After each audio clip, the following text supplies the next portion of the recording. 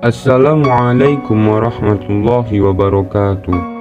Al-Musawwir, Allah Maha Menciptakan. Namun Al-Musawwir memiliki makna juga, yaitu Zat yang Maha Membentuk, karena Allah lah yang membentuk ciptaannya dengan bentuk yang paling baik. Al-Khaliq, Al-Bari, Al-Musawwir. Nama-nama ini sering dianggap sebagai nama yang memiliki arti yang sama. Padahal nama-nama ini meskipun dalam bahasa Indonesia diartikan dengan arti yang sama, sebenarnya arti dari nama-nama ini merujuk kepada penciptaan, pembuatan, dan sama sekali bukanlah nama yang memiliki arti yang sama. Allah Subhanahu wa Ta'ala memiliki sifat Al-Khaliq karena Dia berkuasa untuk mewujudkan sesuatu sesuai dengan ukurannya. Disebut Al-Bari karena Dia bisa mewujudkan sesuatu dari ketiadaan menjadi ada.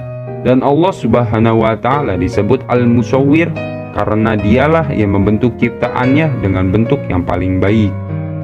Diceritakan dari Imam Tha'labi dalam kitabnya, ketika Allah Subhanahu wa Ta'ala hendak menciptakan Nabi Adam alaihi salatu wassalam, Ia memberi wahyu kepada bumi yang isinya, "Aku akan membuat satu ciptaan dari permukaanmu, yang mana sebagian ciptaan itu ada yang taat kepadaku, ada juga yang durhaka kepadaku. Siapa saja yang taat kepadaku, maka aku akan memasukkannya ke dalam surga. Dan siapa saja yang durhaka kepadaku, maka ia akan masuk ke dalam neraka." Setelah itu, Allah mengutus malaikat Jibril agar turun ke bumi untuk mengambil satu kepal tanah.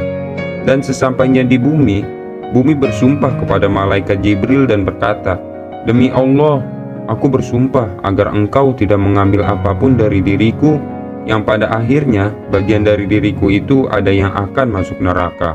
Mendengar sumpah itu, malaikat Jibril tidak berani mengambil apapun dari bumi. Ia pun kembali kepada Allah Subhanahu wa Ta'ala dan ia pun mengadu, "Ya Allah, bumi telah berlindung kepadamu agar aku tidak mengambil apapun darinya, hingga aku enggan untuk mengambil apapun darinya." Mendengar itu, selanjutnya Allah menyuruh kepada malaikat Mikail agar ia mengambil satu kepal tanah dari bumi. Seperti yang pertama, bumi juga bersumpah kepada malaikat Mikail dengan sumpah atas nama Allah Subhanahu wa Ta'ala, hingga malaikat Mikail pun tidak sanggup untuk mengambil apapun dari bumi.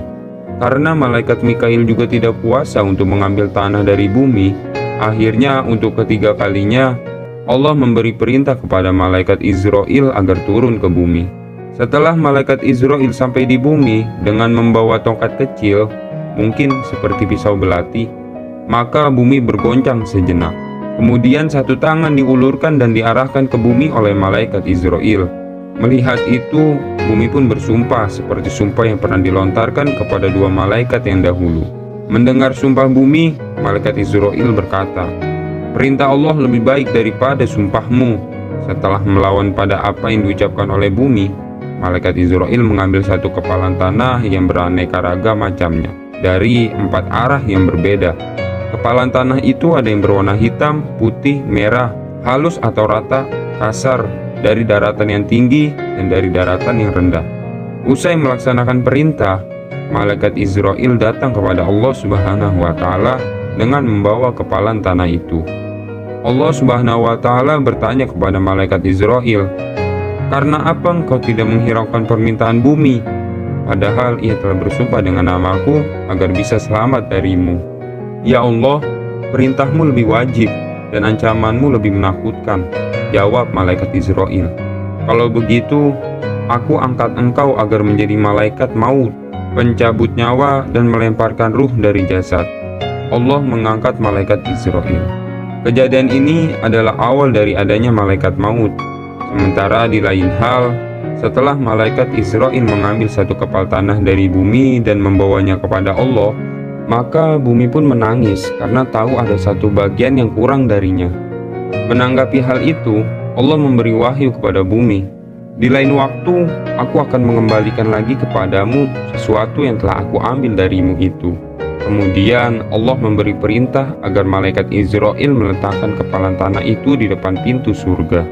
Setelah ditaruh di depan pintu surga, Allah memberi perintah lagi kepada malaikat Ridwan penjaga surga, agar mengelola tanah itu dengan air tasnim, air surga.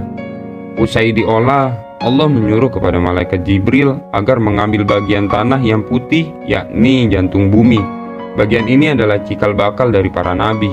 Kemudian malaikat Jibril mencampur lagi tanah yang sudah menjadi lumpur itu dengan air, hingga jadilah olahan atau bahan yang sangat besar. Bahan atau olahan yang besar ini tidak langsung dibentuk menjadi makhluk, melainkan dibiarkan terlebih dahulu selama 40 tahun, hingga menjadi keras, dan ketika sudah keras, maka dibiarkan lagi selama 40 tahun, hingga menjadi lumpur hitam yang sudah matang seperti bata. Usai 40 tahun dibiarkan, maka olahan yang keras itu diletakkan di tempat yang menjadi jalan naik turunnya para malaikat yang sudah berbentuk jasad manusia. Sama seperti yang awal, olahan itu juga dibiarkan selama 40 tahun. Menurut Imam Tha'labi, setelah Allah mengelola tanah yang akan dibentuk menjadi Nabi Adam, maka Allah menyiraminya dengan air kesedihan dan kesusahan selama 40 tahun. Lalu setelah itu menyiraminya lagi dengan air kebahagiaan dan kesenangan selama 1 tahun. Oleh karena itu, melihat selisih waktu antara penyiraman air kesedihan dan kebahagiaan, maka tidak heran jika kesedihan manusia lebih banyak dibandingkan dengan kebahagiaannya. Pengolahan sudah selesai, maka Allah Subhanahu wa Ta'ala pun memperlihatkan Nabi Adam kepada dunia. Dari sisi fisik, lengan Nabi Adam ukurannya sepanjang 60 dhira, hampir 3 meter. Jumlah ototnya sebanyak 360 dan 240 otot saraf serta 12 sendi. Di kepala Nabi Adam ada 7 lubang. Allah Subhanahu wa Ta'ala menciptakan 2 tangan dan 2 kaki untuk beliau, dan memberinya anggota-anggota yang lain hingga beliau tampak sebagai makhluk yang paling sempurna dalam penciptaannya. Badai'uz Zuhur Haramain halaman 35. Kesimpulan, cerita di atas mengisahkan awal mula tercipta Nabi Adam. Beliau diciptakan oleh Allah Dat yang Maha Menciptakan, membentuk dan merupakan. Allah ciptakan Nabi Adam dari berbagai unsur tanah dan siraman air surga, serta proses yang bertahun-tahun.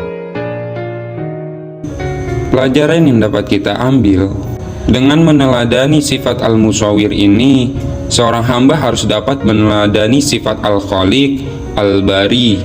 Yang ketiganya, apabila dapat diteladani, maka seorang manusia memandang dari segi jasmani anggota tubuhnya, bentuk dan penempatannya, serta hikmah dan tujuan penciptaannya.